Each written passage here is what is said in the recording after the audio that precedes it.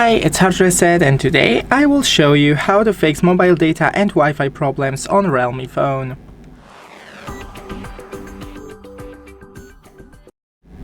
So first, scroll from the top, disable mobile data and disable Wi-Fi. Now just enable both of them again and go into the Wi-Fi settings. Click the information icon next to your Wi-Fi. Disconnect and forget, remove.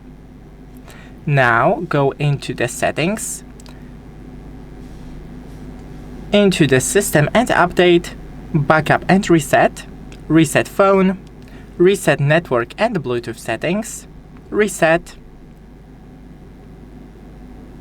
Then go once again into the Wi-Fi